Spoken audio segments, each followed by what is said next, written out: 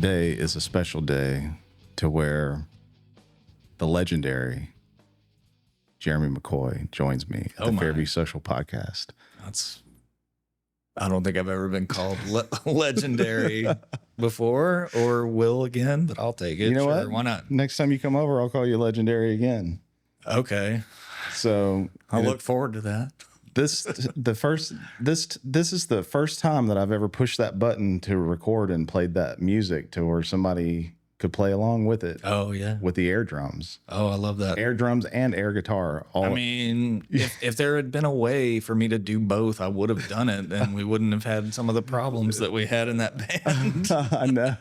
So thank you for coming out here. I actually, everybody that's listened to the Chester Boom series has heard my my call out to you saying, Jeremy, I would love to have you come on. Yeah, my sister Kayla sent me a message and was just like, you should go and do the you know, like listen to this. So Tim will shut the fuck up. She didn't say you should go do it. She said you should check this out because Tim's talking about Chester Boom and everything, and I did, and of course, like every episode, you're just like open invitation to Jeremy, come talk about it, and I'm like, I do want to talk about that stuff, you know. I guess it worked. So yeah, it worked. It's like you're like that guy on Highway 100 that sells fishing lures. I keep driving by.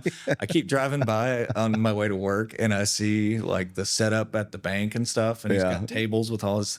But then there's a neon pink sign out at the road, like far away from the table, and it says fishing lures, and it points that way, and that's kind of like his own fishing lure that's fishing me in to come and look at his wares. Did you get any? No, it didn't work. But it worked here. I didn't bite, but I bet a lot of people do. Yeah, they do. Actually, I hear about it all the time. Yeah. Well, before we get started on some Chester Boom stuff, since this is the Fairview Social Podcast, and I don't think that I've talked to anybody local in a while, Jeremy has grown up here, lived here all of his life, still lives here. Yep. You live like 4 or 5 houses down from me. Yep. Actually, it's more like same area. I don't know. 20. I live like you got to go up and over the hill. Yeah. You know? Well, you put it in MapQuest earlier. Yeah. Since you still use MapQuest. And I printed off the directions to get here because I haven't been here in a few years. So it was 1 minute to get here. So I'd say that was probably a pretty easy drive. Yeah. No, well, that was the walking. Yeah. Like if I had driven here, it would have taken less time. So anyway, what are your thoughts about all like I can't believe how much shit there is out here. And you just saw that they just opened that Papa John's up over there. Yeah, I don't know how to feel about that. I mean, I am a Snappies guy through and through. Yeah. So it's like I was upset at the Domino's already because I'm like, I hate when anything takes business away from Snappies because I love it, like with all my clogged artery heart. So it takes like 5 minutes to get through Fairview, and in Fairview you've got Pizza Hut, Domino's, now Papa John's, and Snappies. Yeah. So you got plenty of pizza. There's a lot of pizza options, and you know, God, I wish we'd had them 20 years ago or 30 years ago, but yeah, whatever, it's fine. We were too busy eating roadkill because we couldn't get any pizza around here. Yeah, or Mexican. I don't know. I will be honest, like I've ordered from the other places a couple times just for the delivery, but most of the time, like 99% of the time, I order from Snappies and go get it. Yeah, because I'm just like, it is far superior. It's so good, and it's like, you know, it's different. Yeah. It's like, you know what you're getting at a chain. It's like they're kind of the same everywhere you go unless you happen to hit a bad one, you know, or something. That's like, oh, it's a bad Domino's. They don't know how to make the thing. Yeah. But Snappies is its own thing. And it's always consistent too. It's always the same. I mean, it's like, it's always exactly what I think it's going to be. And I'm always happy with it, but not happy the day after when I don't work for them. So I'm not, you know, or it's like, whatever. I did work for them back in the day. You know, that was like back in high school days. Yeah. Back in the, like way back, I worked for Snappies when it was in other locations. Brook West. Yeah. Yeah. Whichever brook it is. I don't know. Only reason that I said west is because I think if you go more towards Dixon, that's west. So I figure that's west. Yeah. So, well, anyways. Now it's like Slot Car Raceway or something I don't understand. Yeah. Okay. That's I was like that when I first saw that, I was like, That's a business? I know that's like a toy you can play with. I don't ever go to that side of town, so I didn't know that over there. Yeah, I don't know. I go by there sometimes, but Yeah. I've not been in any of those businesses. You're too busy over there buying all those lures up that guy's selling. Yeah. I don't go past downtown Fairview. You know? Downtown Fairview. All right. So anyway, this episode will serve two purposes. One, it'll be you here, and also a continuation of our Chester Boom conversation. So as the kids said, like, 5 years ago, let's go. Yeah, let's go. Remember when kids used to say, let's go? They still say that now. Oh, okay. I thought I was like, I had the outdated info. So somebody's gonna like watch this and be like, "Yeah, let's go. Yeah, let's go. Yeah, Let's freaking go, man." So we started Chester Boom. Was it in high school? Well, like you said in that first episode, I think like we tried out some names and we wrote a couple of songs and stuff when we were in high school and just right after. I remember hanging out at Old Man Studios right after we graduated. Yeah. And it was just like, it was weird to be somewhere in the middle of the day and it wasn't school. Yeah.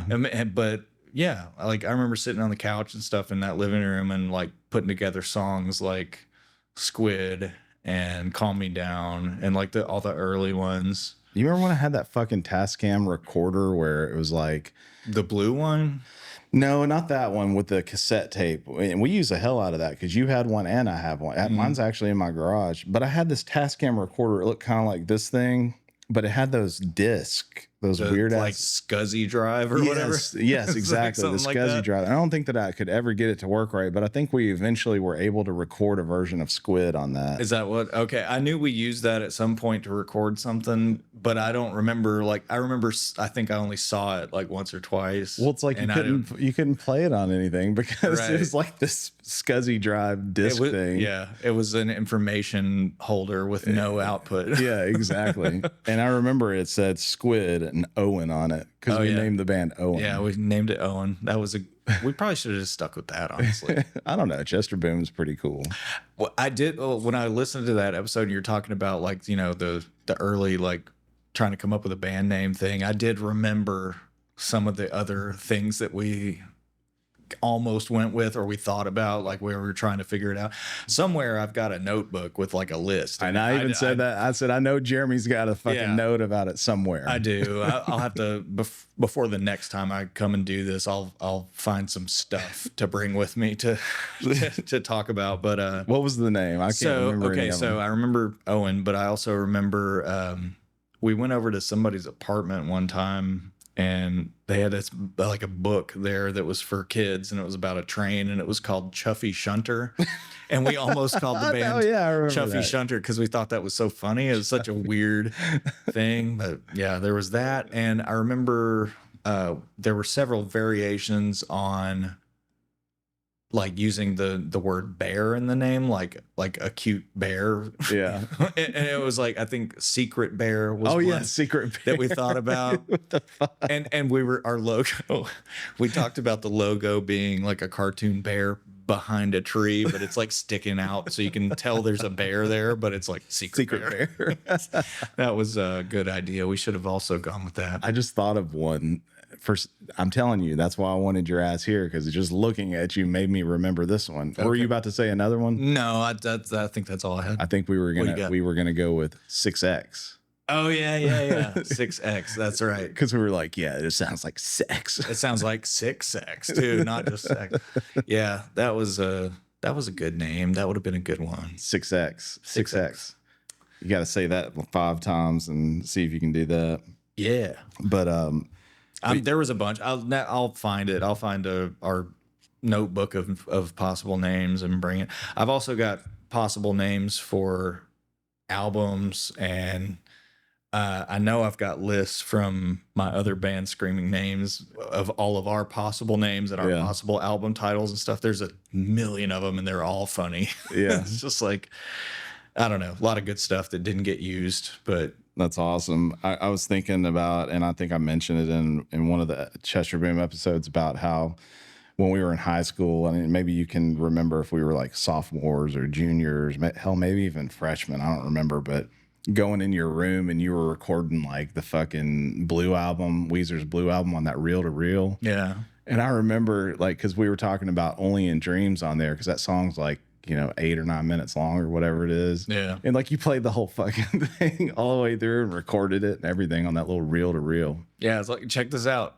Here's me for 8 minutes on drums, bass, guitar, and the other guitar. But like, Check it out. you know what it's like when you do something like that, when you put a song together or when you're playing live.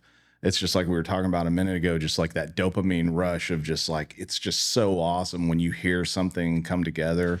Yeah, and particularly for me, it was always like the biggest rush when it really works or really sounded cool in a way that like nothing sounds like this. Like we're making a new thing, Yeah. and it sounds this way because of the two guitars doing this or whatever. And it's like, I don't know, that was always exciting for me.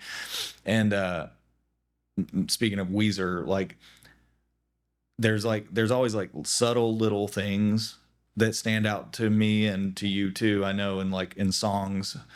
And that's the type of thing that like excites me about music, is when you listen to a song and there's like just this little quick thing that the drummer did. There's like a weird whatever, but that becomes your favorite part of the song because it's a weird, unique idea that, oh, he hits that cymbal on the offbeat and it's like, that's cool, or whatever. And like, you don't have to do that stuff. You give me one example and I'm going to give you one example. All right. Well, I don't know. I guess I'm trying to think of a good one now, but like if we stick with Weezer, like It doesn't have to be Weezer. It can be somebody else. my brain's stuck on it now. So I'm thinking of like a live version of Surf Wax America after the quiet part. And instead of just like coming back in the way the song always does, I know that live a lot of the time Pat Wilson would go, Oh yeah. like, and it's like, you didn't have to do that. Yeah. The song doesn't do that, but you did it just now, and that was awesome, and I love it. I was mine that I was thinking of was Smashing Pumpkins on Tonight. When you remember we used to try to we couldn't get Clay to do this right when we were playing in the imps, but you know how it's like in the quiet part of or the verses of Tonight, it's like ding ding ding ding. It's going like I think C to D or something like that, but then it goes the higher one yeah. 2 times in the whole song. Yeah. And it's like, no, it has to be right. Yeah.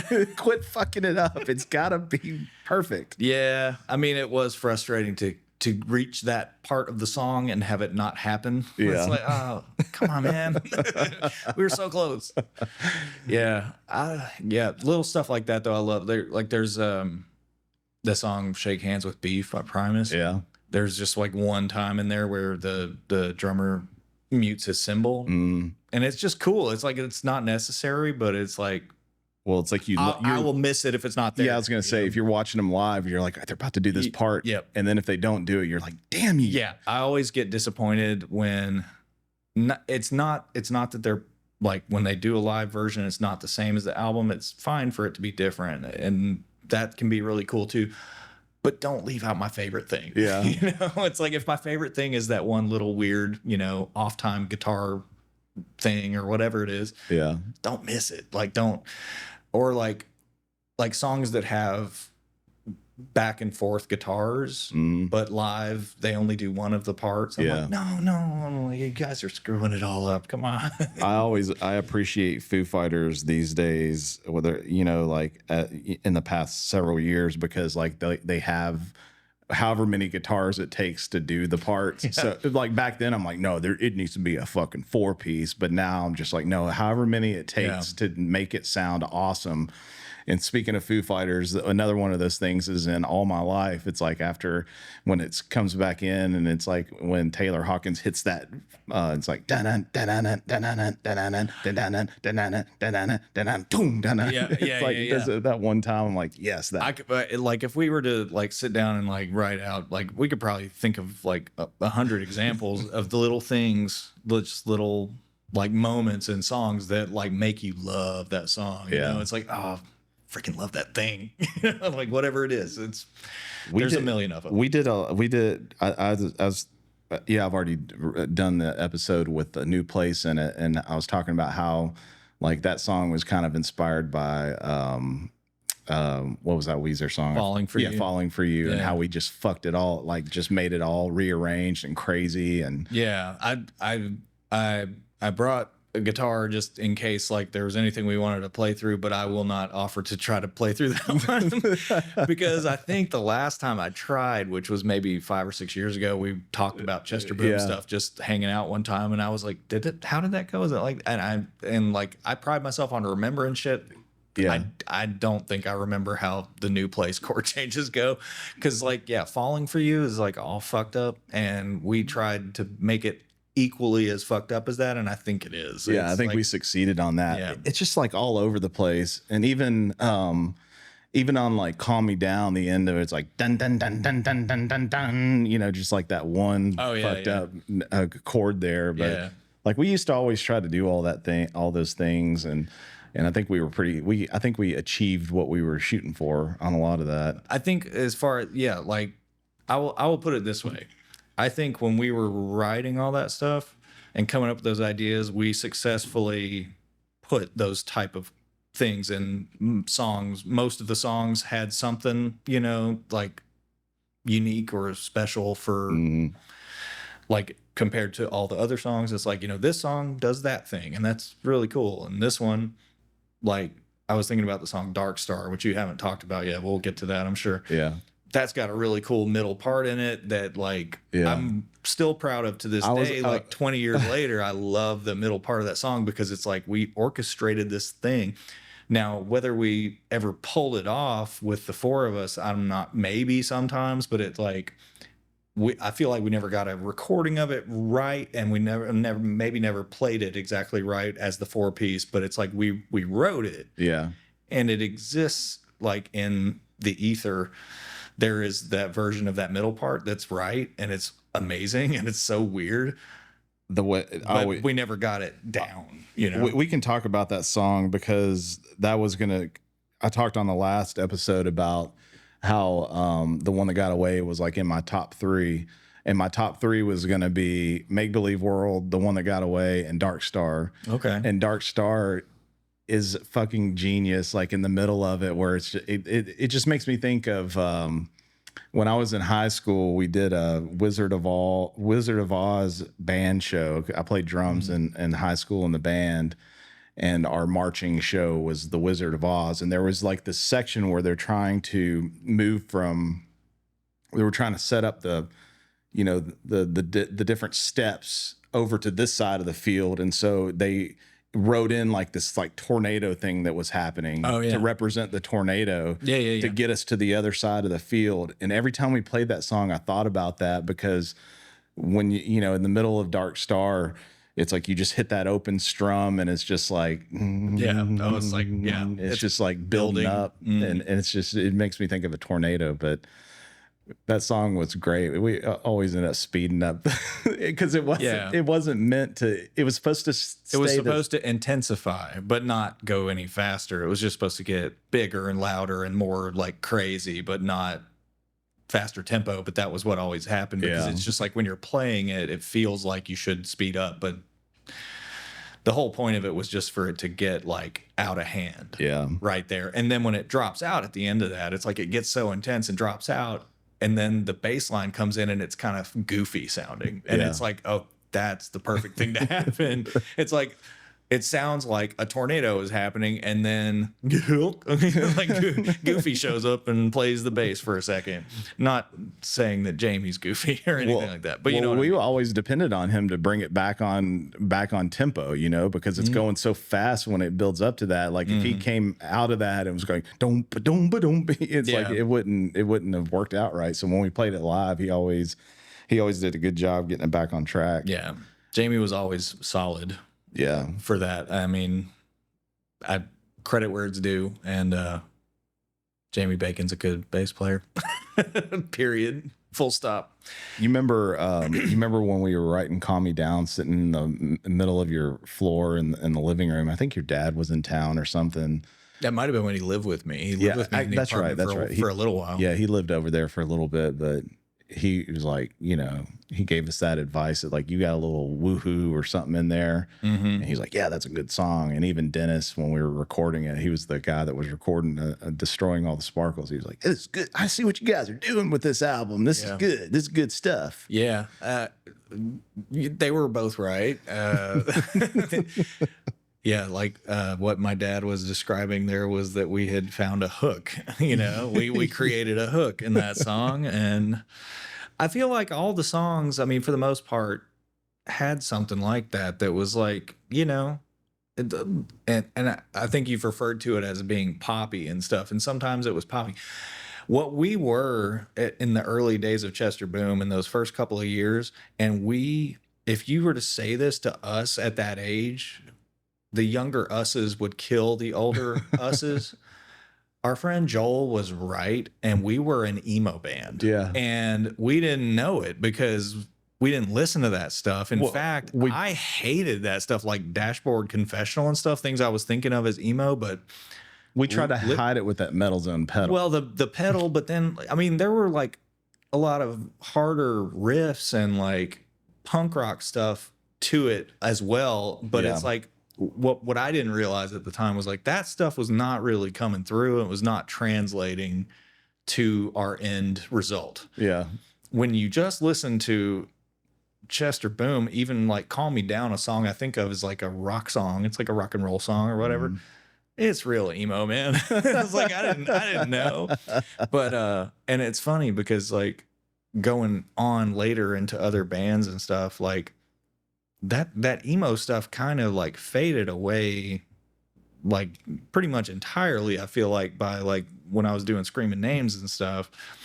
And it's weird. It's just like just younger us were pretty emo, even though we didn't identify as such. It's like the songs were real emotional, and we would fight people if they thought. Yeah, I know. That's how upset we would get about it. Yeah, well, and I guess like getting older too, it's like I never really got into emo music. Yeah, but listening to this stuff back now, I'm kind of like, oh, well, yeah, a lot of it's real emo, like. But I think that's probably the struggle of why after we got out of Destroying All the Sparkles and we started doing I Don't Want to Be Here, why we were having songs like Brain Wedgie and Make Believe World, because like, I think people probably told us that we were emo. You said Joel for sure said it. Like he said it to me all the time, and I was like, dude, shut the fuck up. We're not emo. It's like look, I think I'm pretty sure I was like, is Weezer emo? And he's like, well, little, and I'm like, no, they're not. But yeah, like now Pinkerton is credited as like the grandfather of emo music. And it's like, yeah, but listen to the guitar work, you know, it's like, when I think of emo, I think of like, Dashboard Confessionals. Real sad, real sensitive dudes. And I'm like, I mean, I guess that's what we were, but also we had Metal Zone pedals. but I think, And now too, like I will say, as far as Metal Zone goes, I had no idea what a terrible pedal that was at the time. It's like they sound bad, and I don't know. I think 20 years old, you don't know that. Yeah, you just want to fucking rock. Just want to rock, but I think be loud. The problem is like I would consider myself. I would assume you would consider yourself as well. It's like we're not vocalists, we're musicians. Oh, yeah. And so like when we're writing songs, a lot of people usually are like, oh, I wrote these lyrics and then I put this song to it, when a lot of the process for us was like, we're focused on the music. Mm-hmm. We're focused on, and then I know for at least me, I'm like plugging shit in. I know that you probably do it either way, but like I'm thinking of the music first and foremost. And it was like, oh, I guess we got to sing this too. So we would just sing it. But like we're focused on, like we were talking about A New Place a minute ago, just like how fucked up the song is, just like transitioning from this to this and this. But like the normal listener, I could tell Nikki all this stuff and she's just listening to the whole piece. Yeah. It's like the average listener is just listening to the whole thing, when I'm like not even paying attention to that. I'm like, listen to this guitar part right here. Listen, this is cool. Right. It's cool. Well, and it's all about what excites you about music? And because everybody is different, and like my wife Sarah, she hears the lyrics first, no matter what's going on musically. Like she can tell you all the lyrics of her favorite songs, and I would struggle to do that. Like Yeah. even songs I've known forever. Like, I mean, I don't know. The music is first for me, and it's typically, I guess, like the guitars and the drums grab me. It sometimes takes me a long time to notice a really cool bass part unless it's like real out front. Mm-hmm. But then, like, after hearing the song a bunch of times, I'm like, oh man, that bass under there is doing a really cool run or whatever it is. Yeah. And it's always guitars first for me, and then it's like the drums, I guess, after that. Vocals, lyrics usually are last. Yeah. And for me, but it's the thing that I love about a song is almost always musical and not lyrical. Yeah, me too. There are lyrics that I love, I guess, like not usually ones I wrote, but like lyrics from songs I like, you know, I'm like, oh, that's a really cool line. Like a lot of Tool's lyrics are really cool. And I'm like, oh, that's real introspective. It's real smart. It's real whatever. And like Billy Corgan's stuff is real like poetic a lot of the time. And it's cool. Yeah.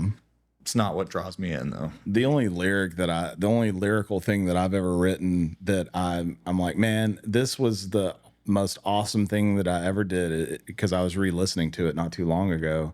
And this was only one line in the song. I love how the lyric is going into the music part of it, but in Make Believe World, where it's like tricked by the thoughts inside my head, tricked by it, just you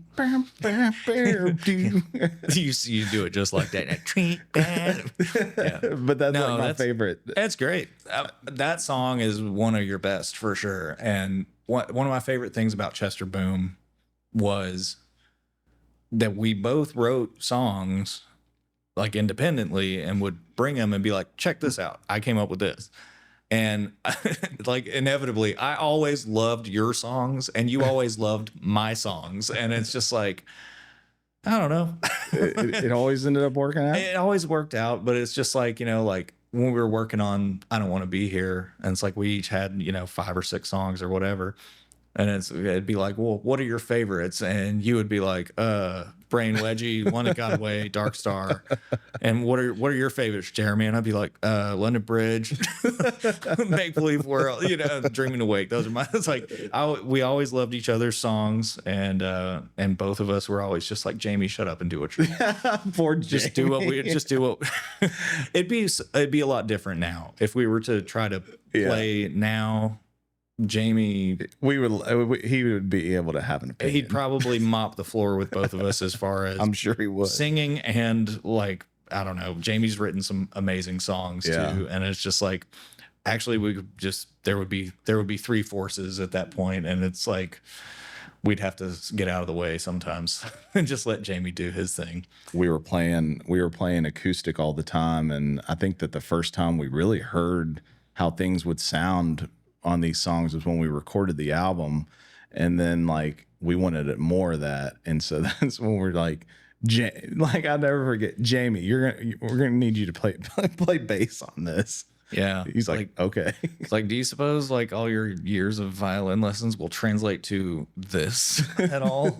This big heavy thing like that neither of us feel like playing. But there's something about like when you get together as a band and you play a song, and it's like that rush that you get. It's I suppose I've never used drugs or anything like that, but I suppose that it's like that same feeling of just like, I don't know what it is, but when you play a song and you get through to the end of it, and oh, Jeremy hit that thing, or you know, Kobe did that, or Jamie did that. It's like those little parts like we were talking about a minute ago that stick out, and it's just like, man, let's do that over and over. Yeah, it is like the best dopamine rush. It's like when you do the thing that you were excited about being in the song. It's like, we wrote this, it goes like this, and if everybody does their part right, it's going to sound awesome. And then it does. You're like, fuck yes. Yeah. You know, that was amazing, you know? Yeah. But then it's like we were talking about earlier, it's like the frustration of the opposite. well, that, and then also like, come on, everybody out there, this is amazing and this sounds awesome. Don't worry, I made sure that it was awesome. It sounds good to me, so that means it's going to sound good to you, and we should be famous, Right? Yeah. and it's like, and then years go by, and you're just like, well, Oh, no one gave a shit. no one gave it. And even now, today, it's like, yes, I'm sure some people are listening to this podcast series or whatever, but does it, nothing is going to happen with these songs. And I've accepted that. And it's like, I'm fine with it. I don't care. I think it's fun to. I've accepted it and am not fine with it. It's like, I just want, lots of recognition and money for it, but it's not going to happen either. No, but that's the thing about like these songs. It's like, I feel two ways about it. I'm like, it'd be cool if people heard this, and that's kind of like a holdover feeling from 20 years ago. It's like, if people heard this, they would like it. It's good or whatever. But also like, 20, however many years later, I'm just like, it doesn't sound great. And people aren't going to like to hear this. And, and it's old stuff. Why should I care? Yeah. But, I guess like if it's getting out there, I hope people find some enjoyment out of it. Ideally, what I would like to do is just re-record all of it now with, the abilities of today and make it sound good. And then I would want people to hear it a lot. I'd be like, yeah, this sounds great. Check it out, Yeah, it's sad that all we've got really on that. I was going to ask you if you have anything. I don't know if you've ever had anything that you've kept over the years. Like recordings and stuff. I think all I've got is, I've got Destroying All the Sparkles. I've got Does This Sound Bad? And I think just like a CD copy. I might have put it on my laptop or something. Yeah. I never got the new album, like when we were, whatever Jay Seaman did.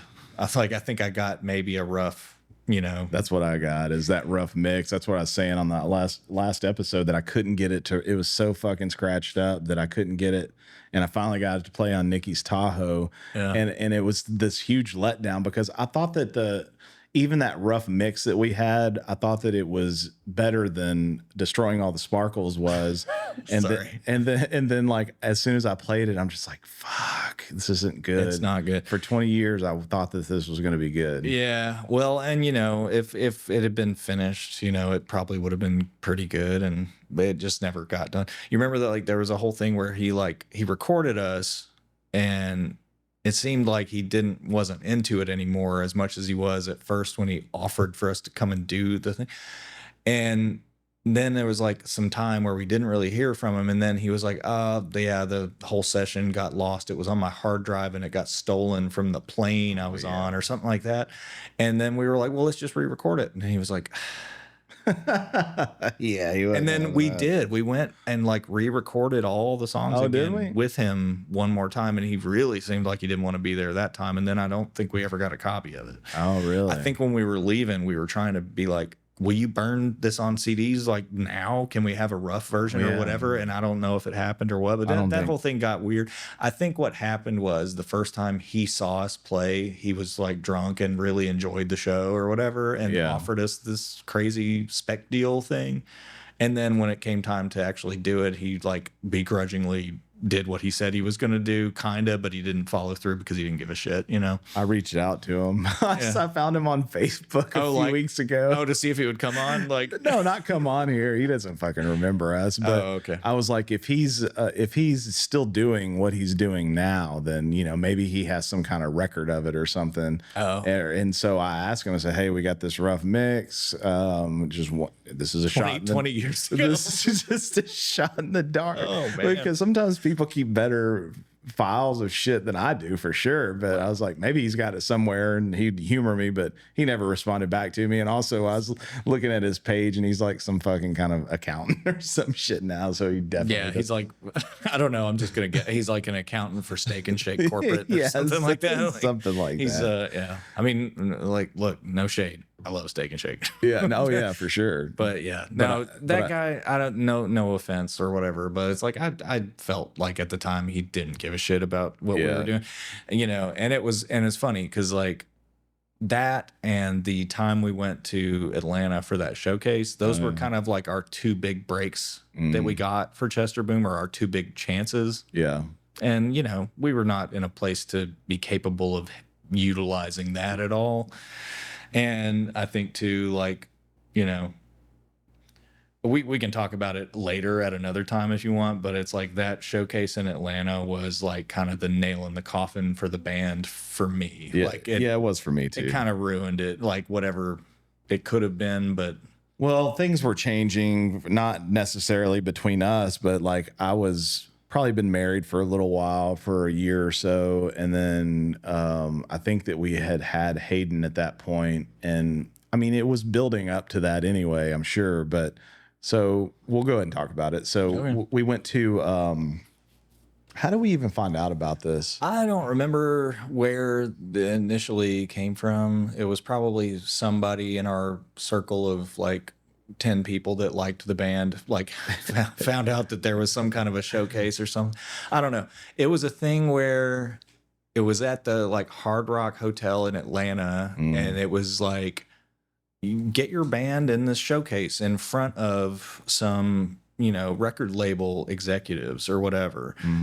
You get to play 2 songs, you can submit them ahead of time or something like that to get a slot in this showcase, and your band can come and set up and play your 2 songs for them, go sit with the executives and get their feedback, you know, about your project or whatever it is.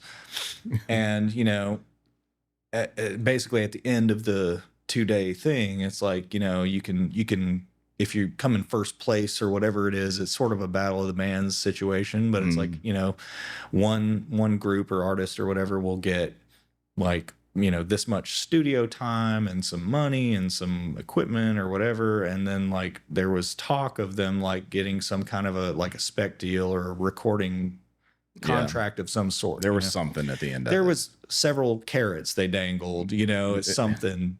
We were all in though, man. We were all in, and we're like, knew what for do we sure. have to do? And it was basically like, you go to Atlanta, you get a hotel room, and it's, you know, all paid for under this event, and you just show up. And I think we had to pay like $200 to get into it or something, which that should have been red flag. Like we should have known, but we were young and not the brightest kids. But yeah, so it's like, you know, we go, and I remember we talked about like which 2 songs at length, like trying to figure out which 2 songs we should play. And I think at first we were both kind of like, I was on the side of like, let's play what we think they will like the most. And you were like, you know, I don't know, I think maybe we need to play like the more rock stuff or whatever.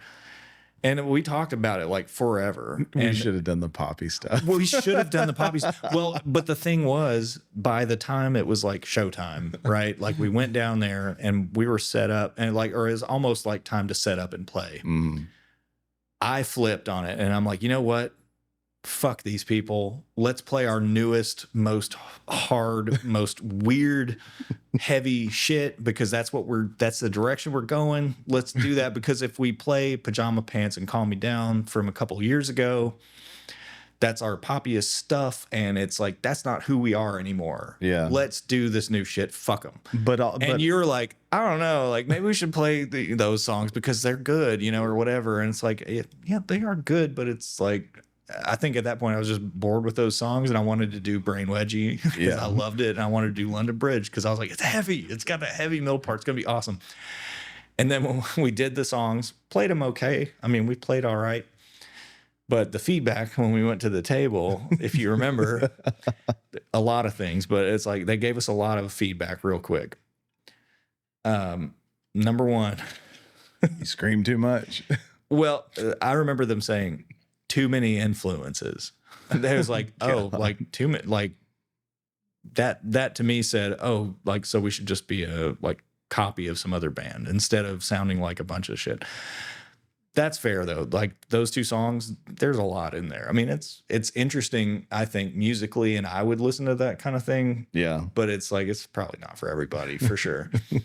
And yeah, like the heaviness, the unnecessary heaviness and screaming that was in both of those songs. Like it's funny. The lyrics to Brain Wedgie, I think, are some of the best I've ever written, and props to my sister. brain wedgie was one of her things. She said that. That's where I stole that from her. So that was a phrase she came up with. That's awesome. Just as a funny phrase. And I'm like, I totally get the feeling of having a brain wedgie. Yeah.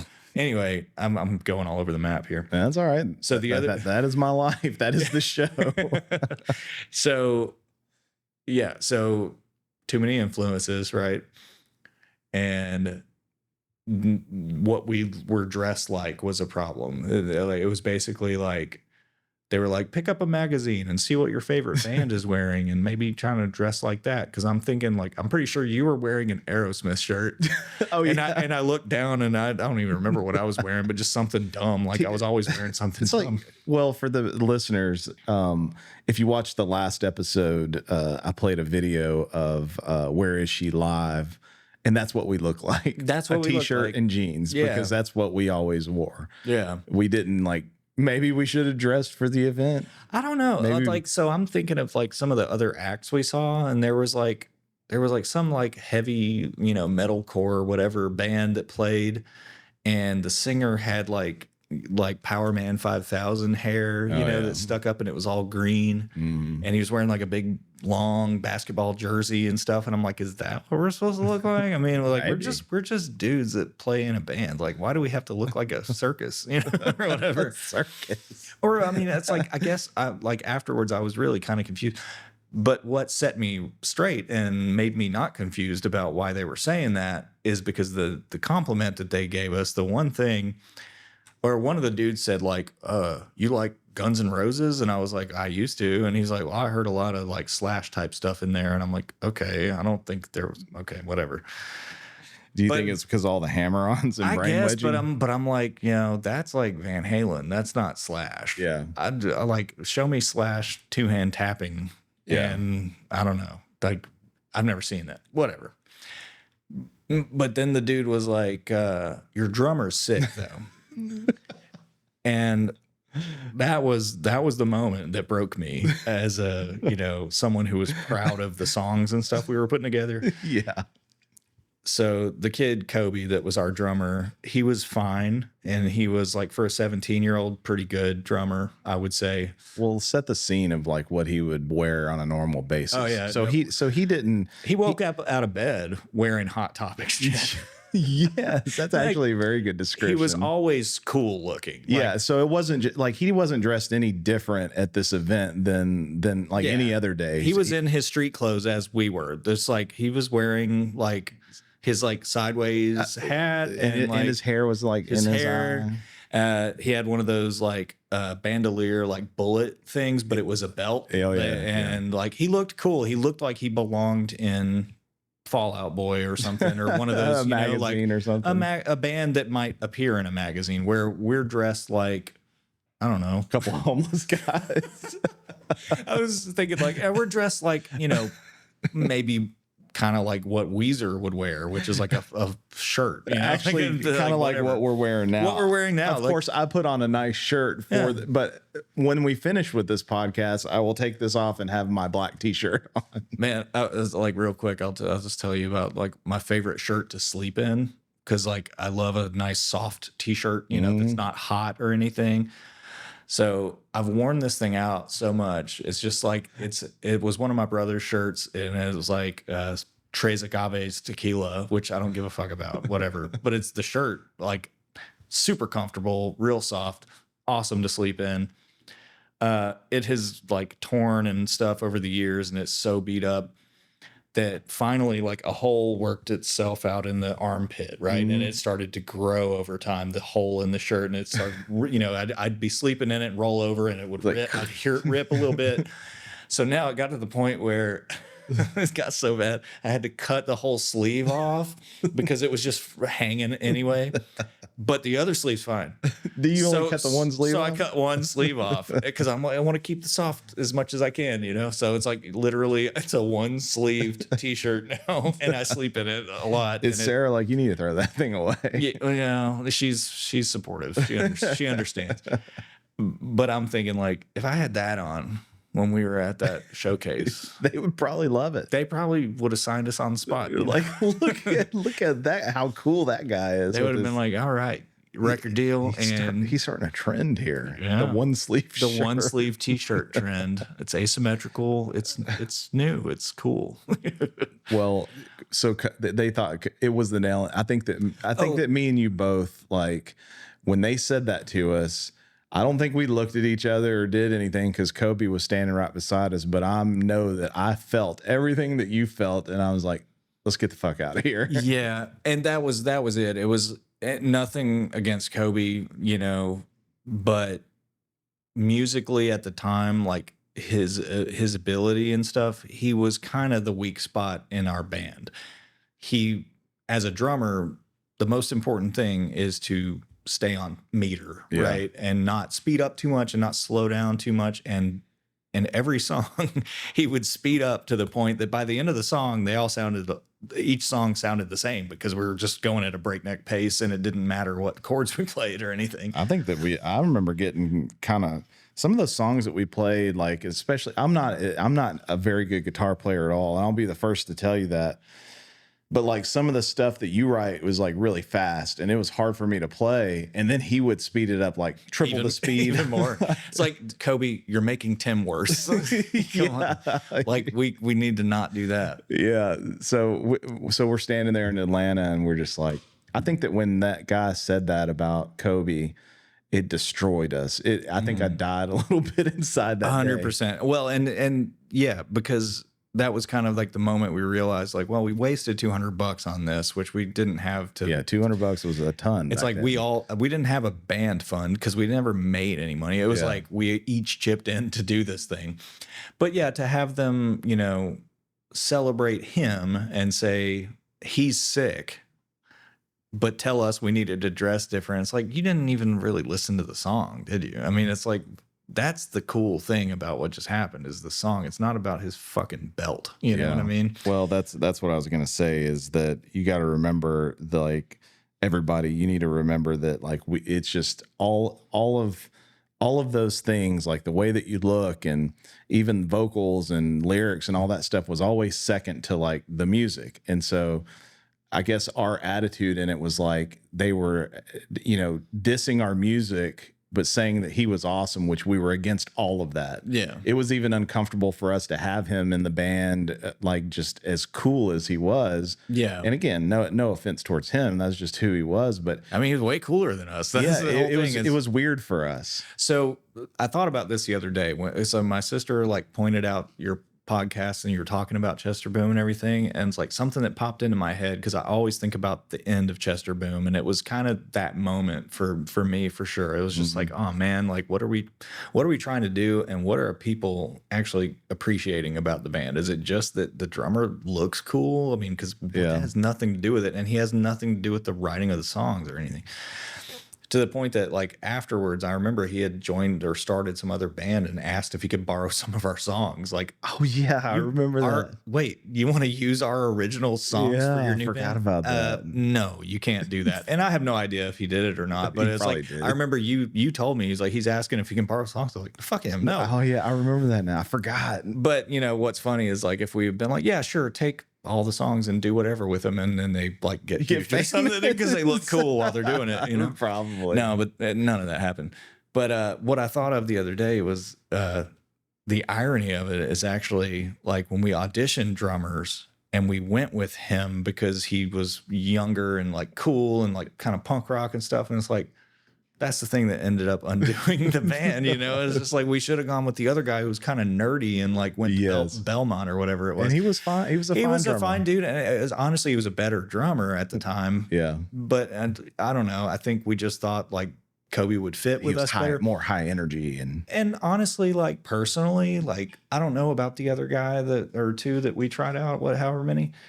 Like, maybe we would have gotten along better with them. I don't know. We got along fine with Kobe.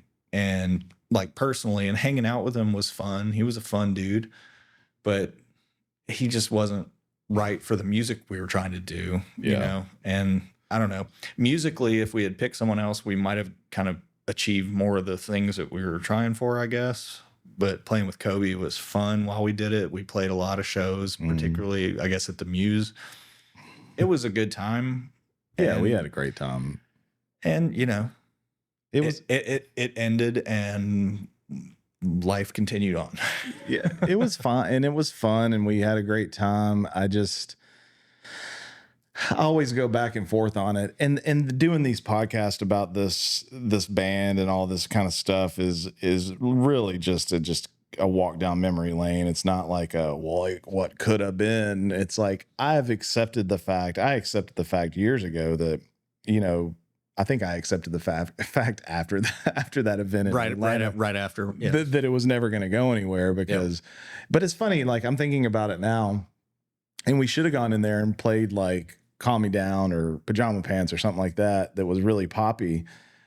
But in our minds, we're like, that's old stuff. Mm-hmm. That's old stuff. They need to hear this stuff because it's better. But then when you kind of zoom out and you're looking at it in retrospect, you're just like, yeah, we should have played those songs because that would have caught their attention and all that kind of stuff. But that was our defiance. Yeah. That was our like, fuck the man type situation there. But they didn't know any better. They didn't know Brain Wedgie compared to Calm Me Down. It's like, look, if you can't handle me at my London Bridge, then you don't deserve me at my pajama pants. Okay. That's what we were acting like. Yeah. It's like, well, and honestly, like, even thinking of the two songs that we chose to do, or I think I was pretty adamant about doing those two because I'm just like, these are the best songs of the new batch of songs, and they're crazy and they're heavy, but it's like they're the best. Let's do these. In reality, those two are not the best. Yeah, they were okay, and there's cool stuff and whatever. But Make Believe World's a better song. One That Got Away is a better song. Yeah. If we'd done those, who knows? The One That Got Away probably would have hooked him in. That's an awesome song. Well, Make Believe World's an awesome song. Whether or not it's got the Three Doors Down part in it, it's a good song either way. It's good either way. You remember us having that conversin? Yeah. I remember standing there. Is this 2 3 doors down? And let me tell you my inner monologue. Yes, but what I say, no, it's cool, man. Yes. No, actually, I didn't think that. What I thought of, my full honest thought, I thought it's a little like 3 Doors Down, but it's not too much like 3 Doors Down. It's a better riff, and I can point out the specific song that we're both thinking of in terms of that 3 Doors Down song. For the record, a band I cannot stand. I cannot stand to listen to them personally. I like every time they come on the radio or whatever, I just like I hate it, or I skip it, or if I'm at work and it's playing. Well, before you say what song it is, because I think I know which one you're going to talk about. But I remember that I wasn't asking you if it was 2 3 Doors Down because of the heaviness of it, because some of our songs like Brain Wedgie and that part in Make Believe World was heavier than 3 Doors Down. Yeah. But it was how the song is doing something, and then it's just kind of just put in going into this weird part, because we did that a lot, but I wasn't sure if it worked. It's like a disjointed change, like a sudden. What was the song? I think it's Loser is what it's called. It's the one that's like it's like that old song Clean from when we were 15. It's 2 chords, down, like E minor to C or whatever it is. But it's just that, and it's slow and it's quiet and it's kind of like or whatever. But then all of a sudden it's like it's like, what dumb riff is this? Like that's what I meant by yeah. It's a sudden, unnecessary, like heavy riff, and it's like the one in the 3 Doors Down song sucks. It's really stupid sounding, and it shouldn't be there. The song shouldn't exist, period. But if it's going to be there, they didn't need to do that. But yeah, so the heavy riff in Make Believe World, I liked it at the time, and especially playing it live, it was fun to do that part because like the kids would like, whatever, they get jump around and stuff. But it was, like for the song, it's probably not the best move. You take like, even now, if you take that whole middle part out and the end part, it's a fucking perfect song. Like just the guitars harmonizing as the solo, just take that whole hard part out. It's a great song. Or if like instead of sticking it in the middle right before the 2 guitar solo part, which that's the best part of the song. I was like, that's great. The verses and actually, you know what? The cool thing about that song is every section of it is actually really good. It's like the verses are good. Yeah. The chorus is very good. And then there's like that song has a weird, like a section that's like post-chorus. Mhm. It's like, this is not the next verse, and it's not the pre-chorus leading into the chorus. It's after the chorus. But here it is, and it's good too. It's a good part. And then the harmony solo thing is really cool. The heavy part is like the least good part of the song. Yeah. But maybe instead of jamming it in the middle, if we had just put it at the end and done it for 12 minutes, instead. Yeah. If you're tired of hearing it, you could just turn it off. You could already skip to heard the next song, you but it's already like, heard it's the rest going to of do this for 12 minutes. Yeah. See, this is a kind of brilliant thing that we could do now. Like if we re-record this stuff, we could do that, and it would be hilarious. But we won't like loop it like people would do now. No, We'll just fucking play We're it. gonna play it every 12 all minutes. 12 minutes. So the song's like 3.5 minutes, and then you get 12 minutes of unnecessary heavy riff, and there's no variation in it. We're not jamming on it. Yeah. It's just the riff over and over and over again. Yeah, we're and there's not not even drum fills or anything. It's just at the end of each time around, one crash. Yeah.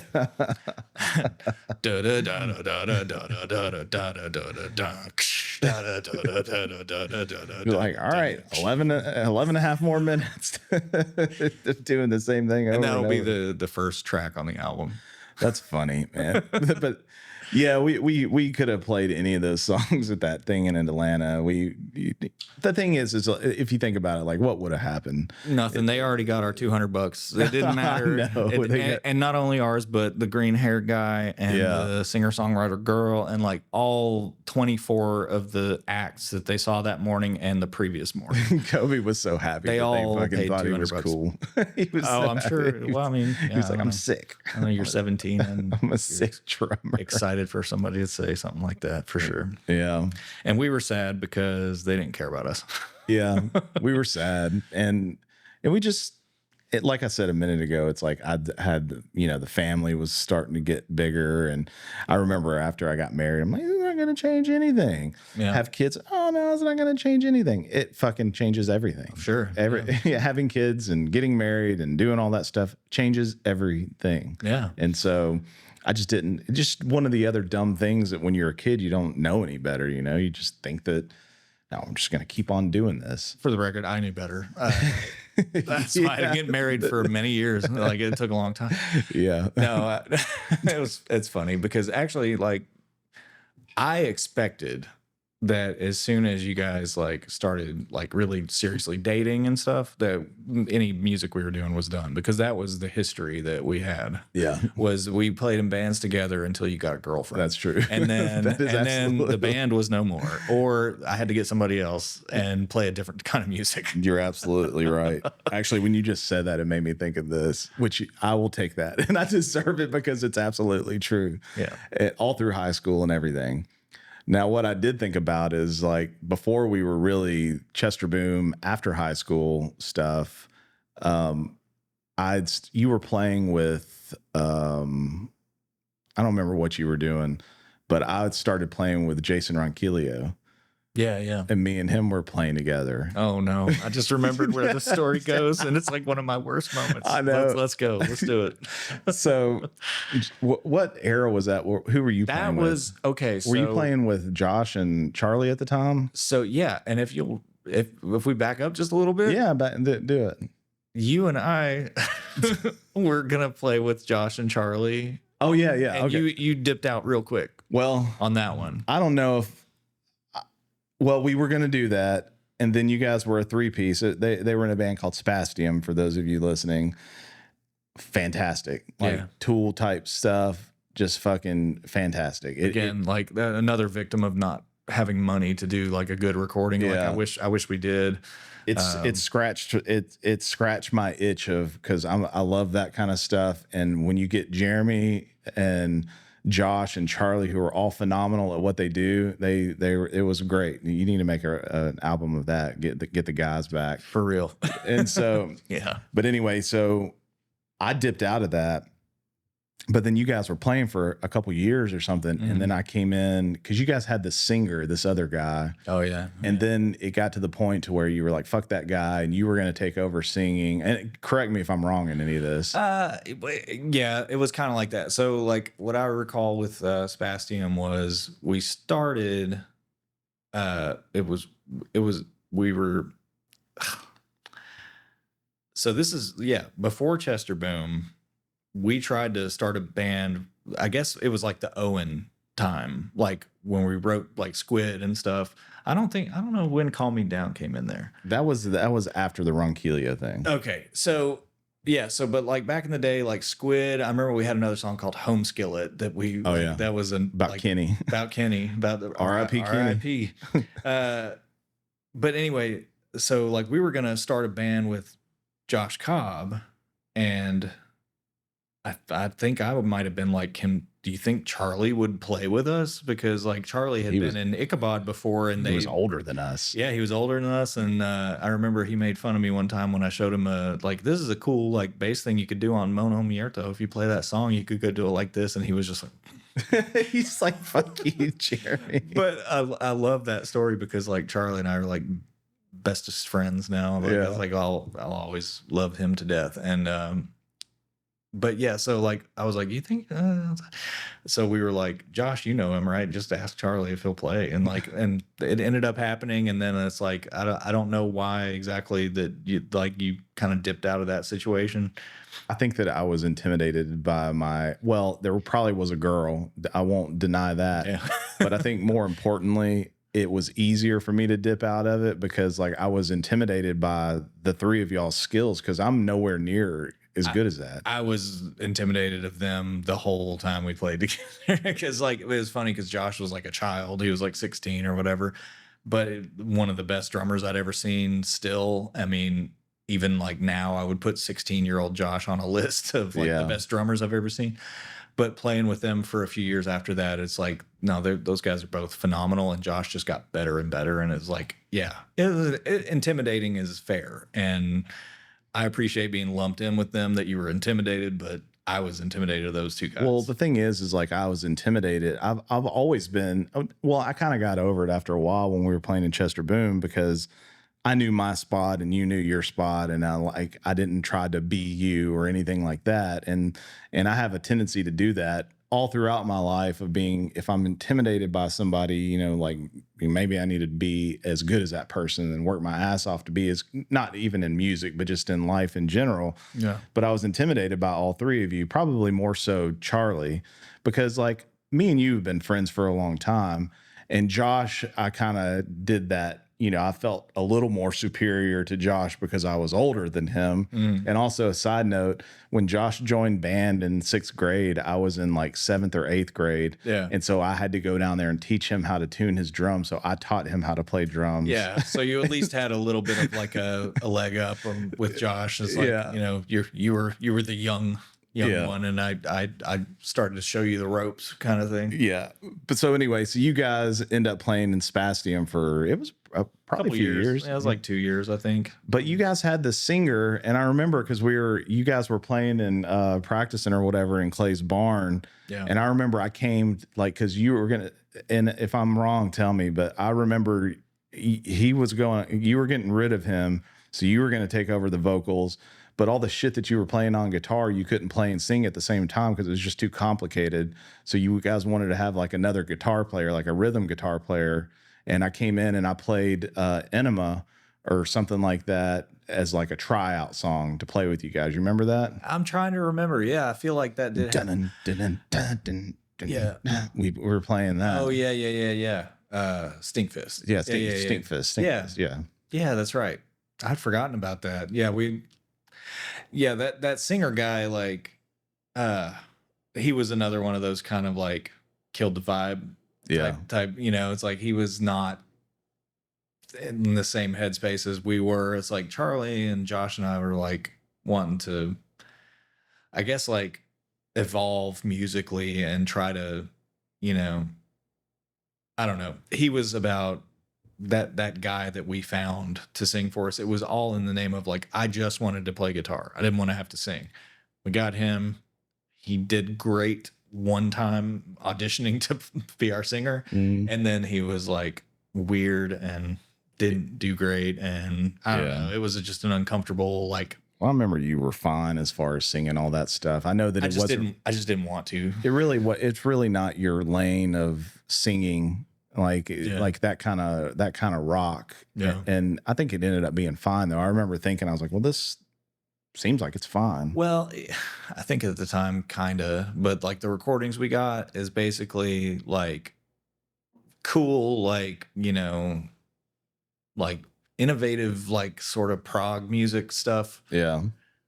And some of it was like real heavy, but then like the singer of an emo band, Yeah, you're right. And it's just like, I sound like a baby singing on that stuff. Now, like if I were to have to sing for that music now, I could probably pull it off a lot better just because of life experience and like, misery. Like Yeah. I can pull off a tortured singer Yeah. like now, but So you guys were playing in Spastium, and so I guess I ran out of a girlfriend at the time, and I wanted to play music. It's all used up.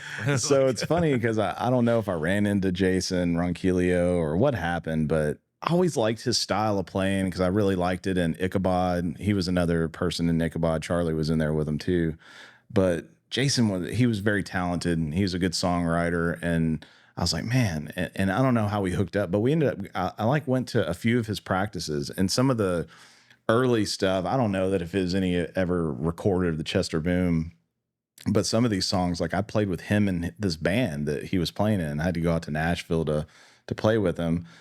But so we were starting this up, and this was very short lived. It was only a matter of a few months.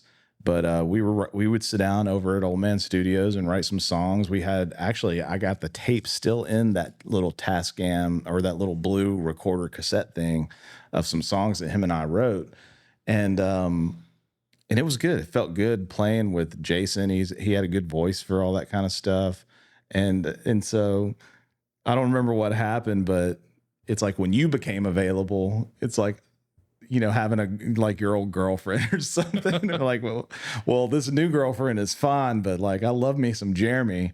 And so we were kind of jamming. That's when we were writing like Calm Me Down and all that kind of stuff. Yeah. And I'll never forget. Oh no, me neither, man. The second one is when you fucking kick Clay out of Skunt. Yeah. So these two things are like the biggest regrets that you have. Well, there's probably some more that we won't talk about on here. No, those are it. Like, that's all my regrets. But me and you were sitting in the floor writing some songs with some fucking bowls of cereal everywhere and doing all that. And your fucking doorbell rings or someone knocks on the door of the apartment. I'll let you take it from here.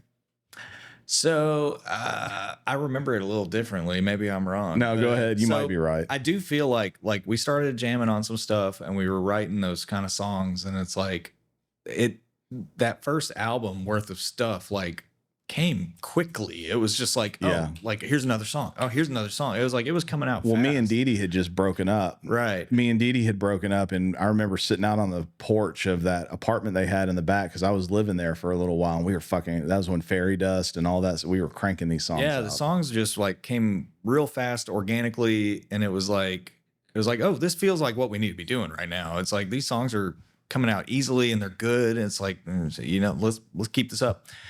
Kind of thing. And you're like, well, I've been playing with Jason Ronquillo, working on these songs and stuff. And like, I heard you play some of the songs. I'm like, they're cool songs and stuff. But like, this was happening. Like, Pajama Pants. Here's Cheese Bone. Here's very organic. Like all these songs are just coming out.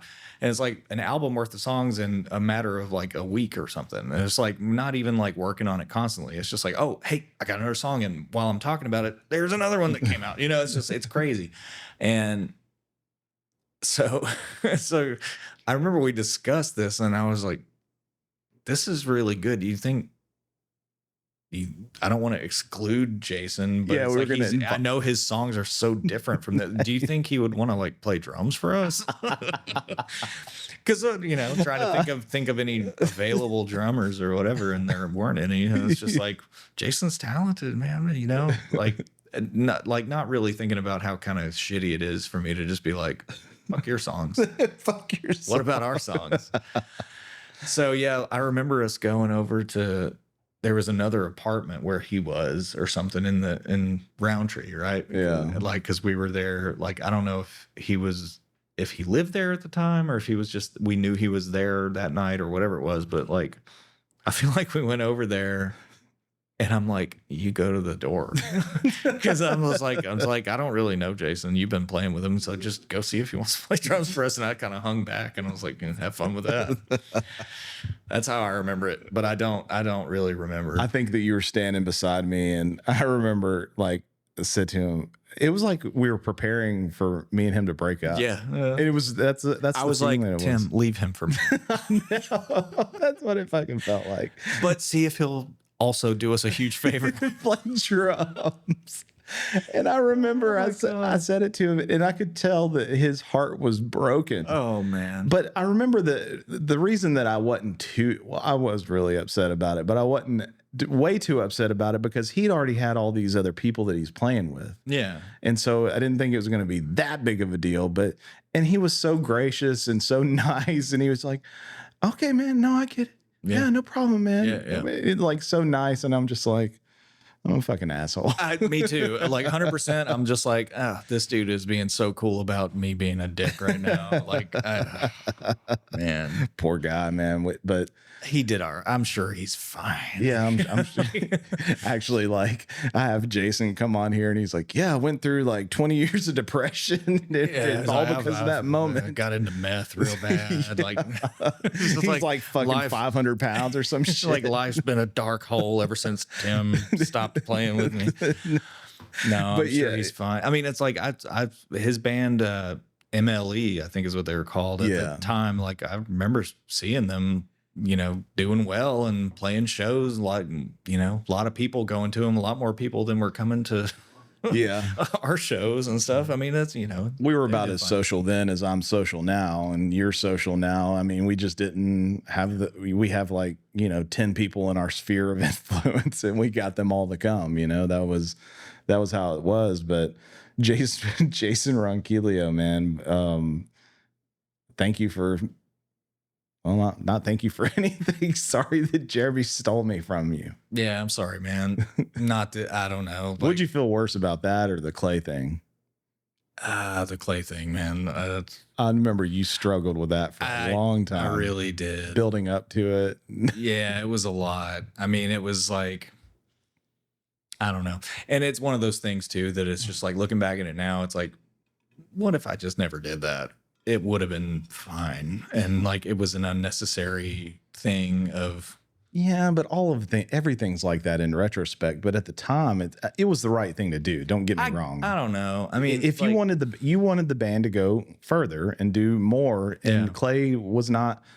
God love him. I love Clay, but he wasn't a great bass player. And I would if he was sitting right here, I would tell him that. Yeah, he had the heart of it, but he just couldn't do it. He's kind of like, I know my limitations, and I'll say them immediately, as to where Clay he would just think that he was perfectly fine. I don't know if he was like, I'm the best bass player in the world. No, like, well, I think Clay was at least a little bit like tone deaf. So, or at least like something. But he was a fine bass player. And for I guess the real problem is, they say like comparison is the thief of joy, right? So if you're comparing yourself to others constantly, you're never going to be satisfied with how you are. But I was the one comparing him to other, I'm like, so here we are, we're playing this, ska punk music, whatever. Mm-hmm. Some of these songs are good. Like I liked a lot of the songs, even some of the ones like Corey wrote were not terrible. And like, I dig this stuff. Yeah. But I'm thinking of bands like Mighty Mighty Boss Tones, Less Than Jake, Real Big Fish, all these bands that happened at that time that were doing that kind of music. I'm like, their bass players are phenomenal. Yeah. Like the Less Than Jake guy plays crazy stuff and sings over top of it, and he's a good singer. Yeah. Clay can't rub two notes together and sing on key. It's bad. Yeah. It sounds real bad. So, of course, and like Corey, similar to me, like wants the band to be huge or whatever. And like, he's like, I think he told me he knew a guy that could play drums. So if we got him to play drums, then I could play bass and sing, and that would get me off of drums and singing, which I hated doing. It was hard. It's like, it's hard. And I was like, you fucking Phil Collins over there. Right. Yeah. I was like, I'm no Phil Collins or Don Henley. I'm no Don Henley either. Maybe a Don Felder. So I don't know, but yeah, like Corey and I talked it out like enough to be like, okay, we're gonna have to kick Clay out of the band because he's holding us back, right? Yeah. And man, like the time we went to do it, it's like we went to Clay's house at night, knocked on the door, his back door on the porch. Yeah. And he was like, "What's up?" And Corey said fucking nothing. As you did that to me. Did to you. He's like, "Go ahead, it's like Jeremy." that's where I learned it. Yeah, It's like because that had already happened. Go like, ahead, Jeremy. Yeah, it's like tell him. So I went up there. I was like, Clay. And not to mention, like, I'm a scrawny little shit. Clay could have mopped the floor with me if he wanted to. Our vision of Clay at this point is like, because he was a little older than us, and he was risky. Yeah, you know. When he was like, and he wasn't like a super muscly dude, but he was, beefy guy and bigger like, than bigger than me for sure. Anyway, I'm like, Clay, we really want to go somewhere with Skunt. Even saying it out loud. I don't know if I said it or not, but it's like we with this band or whatever, we really go somewhere. We're going to the top. It's funny because like thinking about how I worded it when I was like 16 or whatever, it's just like I sounded like a middle management douchebag. But I'm like, we really want to go somewhere with this, and we don't feel like we can do that with you as our bass player. So fucking awful. And I kind of just left it hanging out there like that. And he was like, "Well, I'll put all your shit out here and you can come get it tomorrow." And he went back inside, and it was just like, I felt like shit immediately. And Corey, of course, we get in his car. I think he was driving. I can't remember which one of us drove. We were leaving. And he's like, "It's the right thing to do, man. He's holding us back. He sucks," or whatever. And I was just like, yeah, but I'm thinking like friendship. Our friendship is over.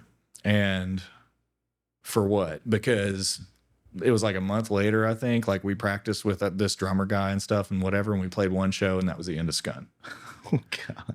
And you ruined my friendship with Clay for literally like a show. And it was not even like anything special. And it was weird because it was like I was playing bass, and it wasn't, Skunt was not a band that was about me playing bass. Yeah.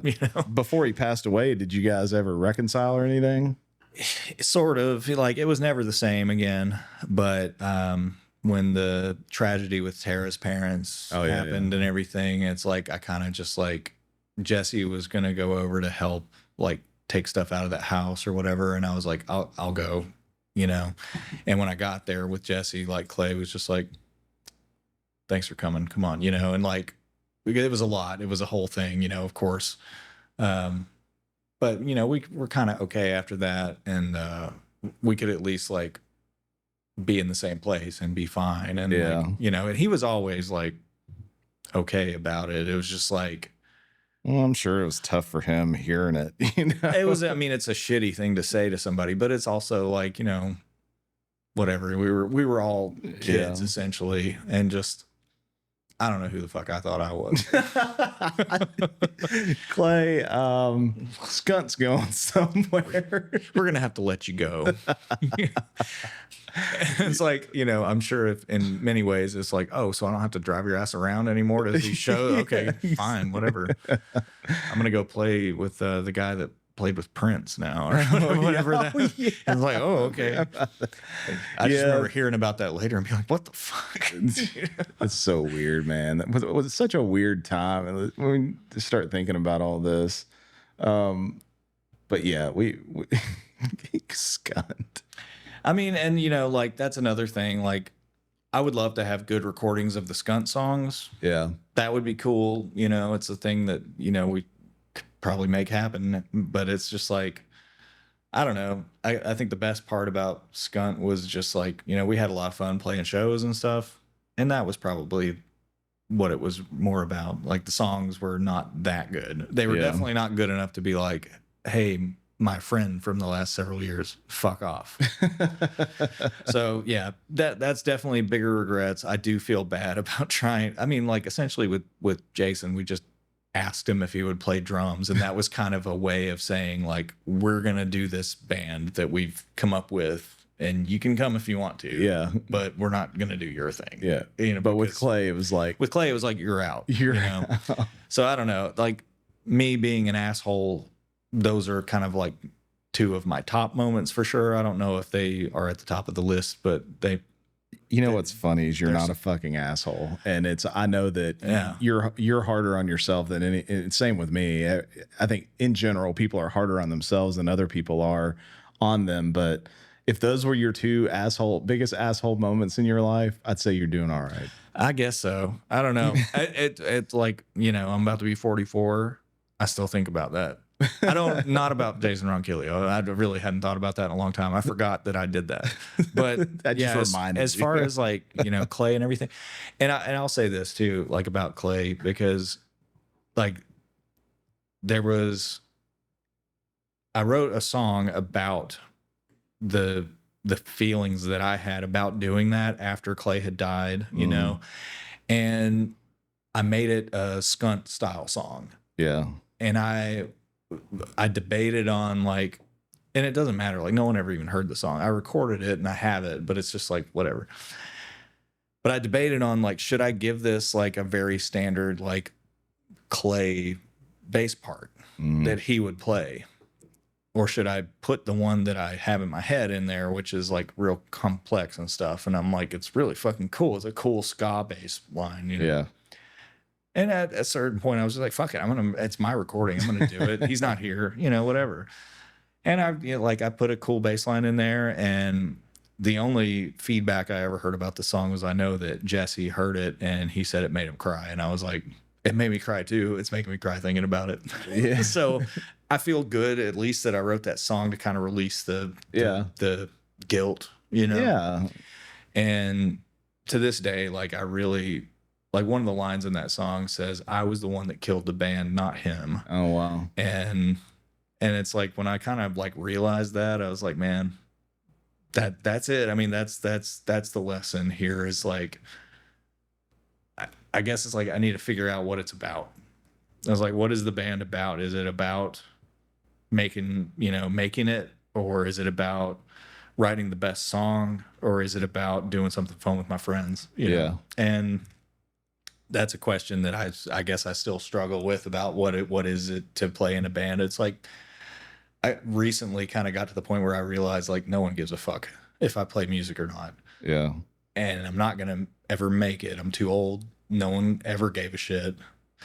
And I'll say that with like, you know, the caveat that like some of our good friends gave a shit. And I appreciate that. Like my sister has always loved my music. I mean, your wife and kids love our music. I appreciate that, you know, and each of the bands I've been in over the years, like had a few like very supportive friends in the circle. Right.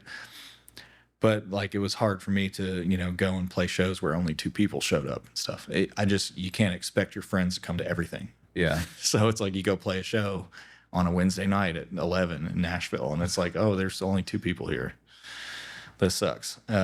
You know, so it's like, I guess I just have to like decide for myself, is it something I really want to do anymore? Or does it just like, is it too disappointing? I don't know where I'm going with this, but like, well, there's always the option. The option C is like, you don't have to do any of that. And you can just play it just like you wrote that song for Clay and you're thinking about it now. It's like, yeah, no, I haven't heard it. And you said many people have not heard it. And so like, you're the only one that knows it and you know that it exists and you may want to go home here when we finish and just listen to it and remember. Yeah.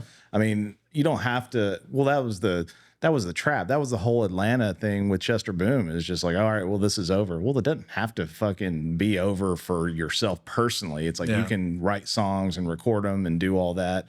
Just like, you know, all the Chester Boom stuff. Yeah, it'd be great to have a master recording of everything. There's a lot of it. Yeah. And half of it I don't remember. But I'm telling you now, I ain't going out and playing any fucking shows with you because I don't want to. Understood. Yeah. I mean, it's like, well, and that's the thing too. Like I've kind of lost the the interest in that part of it too. And I like with Screaming Names, kind of just like indefinite hiatus, I guess I would call it. Like we played for like 17 years. Yeah. And yeah, like the frustration of that never getting anywhere really is kind of like I'm kind of ready to be done with it. So we haven't played already like in almost a year, I guess. I don't know how long it's been. But it's kind of like it is a relief to not feel like I have to get up and go do that after I've worked all day or whatever. And like I'm tired. I don't want to go.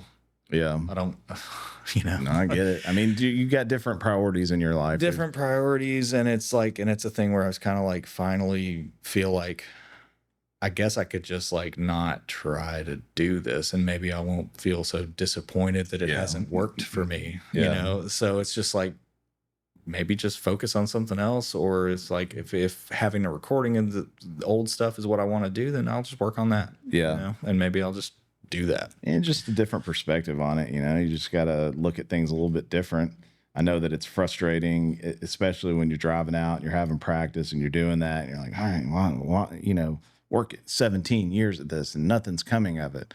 Well, it's like, it might be on the 18th year. Yeah. You know, right. It's like you never know. And so you hold out on it, or you can pull out of it, and you've chosen to pull out of it for now. And that's fine. You can always go back to, that's a good thing about music is you can always go back to it. Hell, I pick up the guitar every now and then and play stuff, but I haven't really played guitar since Chester Boom. Yeah. You know, so it's like, it's okay. I'm not mad at it anymore. I'm just like, you know, it's just not what I'm doing right now, because you go through all these different phases of your life. And right now you're just in a phase where, you know, you're just mad at it or stagnant with it and don't want to have anything to do with it. And that's okay. You don't have to. Yeah. It's only you know. That's true. Well, we'll wrap it up here in a second. But before we do, well, one, I hope that you come back and do some other episodes. Sure. Be or fun just to do. Therapy sessions, whatever you want to call it. Yeah. I mean, it's therapy for me too. Yeah. I told you that's the whole reason I do this is for that. And people want to listen to us whine and bitch about things, or any of the episodes of the Fairview Social podcast. People want to know what's been going on with Tim Hollis for 20 years, as opposed to like you stop and see somebody at the store. Hey, what's been going on? Yeah. Just working. Yeah. Working. You know, it's like, I'm going to throw out a blanket apology to anybody from our past that I've run into anywhere in Fairview in the last 12 years or so. I don't do that. I've got, you know, some anxiety issues, but it's like, if I tend to like just pretend I didn't see you and run and hope that you didn't see me, because I don't want to feel bad, and I don't want you to feel bad, whoever you are. Me and Eric were talking about that on the last podcast I did with him, like fucking hiding down the aisles, me like, oh yeah, and it's someone that you really like, yeah, it's or at least have nothing against. It's like, you know, like we went to high school together, but it's like I don't know you, yeah, or you don't know me, like we were never, you know, whatever. But it's like, I do know who you are, and I know that you know who I am because of 12 years in the same buildings. You know, it's like we know each other, but we don't know each other. Yeah. So sorry, I'm not going to acknowledge it. I've got shit to do. I need to go home and take a crap, whatever it is. Exactly. It's just like, I don't want to deal with this. So it's nothing like personal, but it's like, that's one of those things too, that's like, that happens. And I feel like an asshole. I'm like, I'm the asshole, you know? That's hilarious. So yeah, I think, you know, 20 years from now, I'll still be feeling, still be thinking about when I saw, you know, Jeff Kirby at the gas station and I didn't say anything. Like, I'm sorry, man. I was like, nothing against you. I hope you don't have anything against me. But, you know, it's like, what do we have to talk about? I know. It's so fucking funny. It's like we're both doing the same thing. You know, it's like we're both working. We both hate our jobs. We both are tired. We both, you know, it's like maybe married, like, might have kids. Yeah. It's like not that I don't want to talk to you about that and like have a conversation, but it's like I'm about to shit my pants. I need to go. Like, I just had snappies. I have lactose intolerance and I do not address it. I just eat whatever I want and then problems happen. You know what I mean? That's like I'm always in a hurry. All right. Before we go, what I want you to do. I'm glad I brought that up. If you don't mind. Well, it's all right. What am I doing? When you get through some of my episodes, you'll be like, usually it's because I've had too much to drink. And I'm just like, here, let me share this thing that I probably shouldn't share. What I would like for you to do, if you don't mind, is play that fairy dust lick on the okay. show. So Yeah. Let me grab it. Hang on. all right, grab your guitar, because I don't even know if people. Well, I think I've said it in the podcast several times that that's a Chester Boom song, and funny enough, I left it out when I was going over some of the songs, but that was one of my favorite licks that you came up with. Didn't you come up with that, and we didn't have anything to do with it? That seemed right to me. I heard you say that, and I think that's kind of what happened. All right. See, I haven't tried to play that in a long time. If you fuck it up, it's all right. If I fuck it up, I'm fired from the band. But if it sounds good, what I'll do is I will use this part as the intro as opposed to like the electric version. Okay, well, I don't have a cutaway, so I got to get right up against it. But let's see.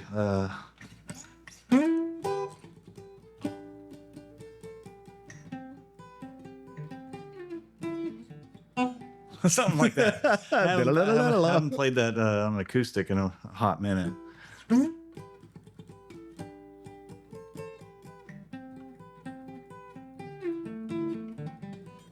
Something like that. There you go. Yeah. Well, it's also hard on acoustic because it's like It's too high up. It's like I don't have room to get my hand where it needs to go. But well, I guess that's acceptable. it's supposed to be played electric, you know. Yeah.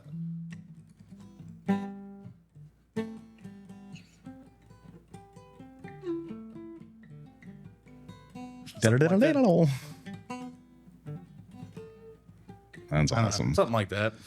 All right. Well, here, maybe you can play along with this when it comes up. I'll try. You'll start hearing it here in a second. But while we're waiting for that, really appreciate you coming out here today. Yeah, it's good talk. Yeah. We didn't talk about Chester Boom songs very much. We will next time. Next time. There's plenty of time. Yeah. You hear that? Oh, it's a solo part. Yeah, play that solo on that guitar.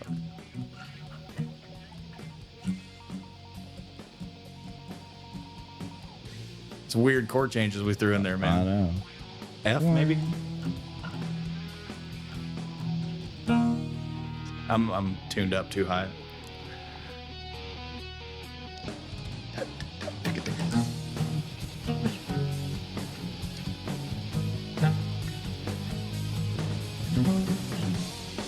The chords are all over the place, man. I don't remember. All right, Resteo, thanks. We'll see you on the next one. Oh, yeah.